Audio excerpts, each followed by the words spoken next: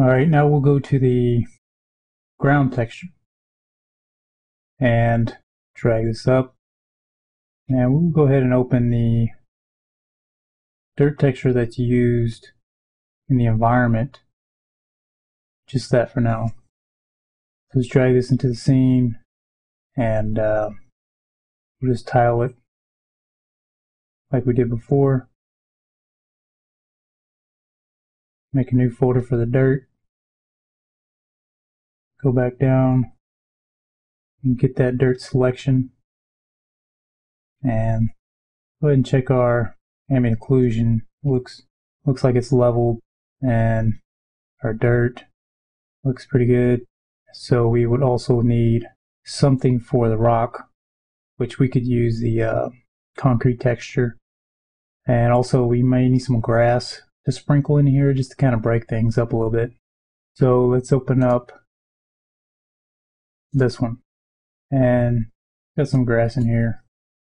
Let's go ahead and scale it down a little bit.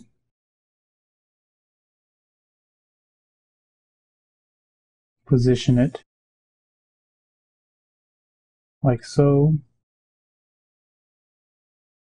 Go ahead and put one there and one here, but there's a seam, and then I just drag a third one over the top of the seam so I can just quickly cover it up. Quick and effective.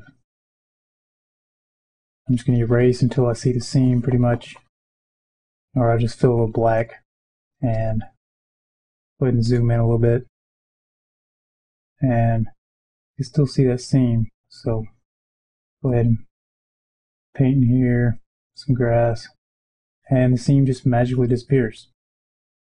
Alright, so in this folder we can put another folder, and we'll just name it grass. And on that folder, you make sure that's on top. You give another mask and just paint into that mask to reveal the dirt.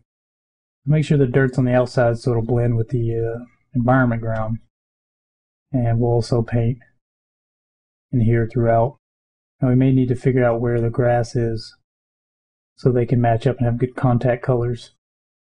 For now, I'll just wing it, just pressing X to go back and forth, get some color variations. I'm lightly pressing. Alright. Now for the concrete, let's go ahead and open one of these concrete textures. I'm going to open that one. Drag it into our scene. And I'm just going to place this, we'll go ahead and place it underneath the dirt. That way we don't have to worry about overriding it. And we'll scale it down a little bit to get some good smaller details. And we'll copy it over a few times. So you can right click in here and rotate it quickly or flip horizontally. It's a real convenient way to quickly adjust the texture. And I just hit Control T once again. And I'll just overlap these. Like, I overlap a lot because I rely on the mask to break it up. So I'll overlap one more over here. Alright. I'll make another folder and call it concrete. And we'll drag all these in there.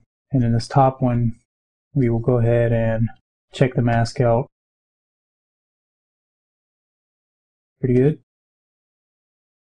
And go ahead and mask this one. And this one. But I do like some of these details, so the thing you do is you can turn off the link. Mask is there, and just slide the image underneath it. Make sure you select the actual texture until you get something you like. Same thing with this one.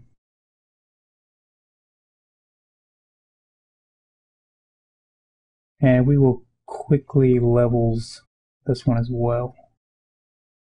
And the grass may need a little bit. Well, not really. I would like to maybe adjust the colors a little bit. Maybe make it a little bit more green instead of brown. Looks pretty good. It's a little more green and a little desaturated. Alright, so we'll save it.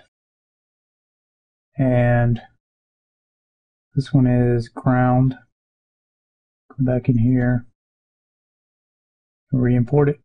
Now I forgot to check. It took a while. I'll pause the video. And you can see here it matches the ground, but a little bit of grass in there. So it looks pretty good. It's a little shiny, but we'll fix that. So looks like the only thing we need is the grass and the sign. So we'll go ahead and move on to the sign.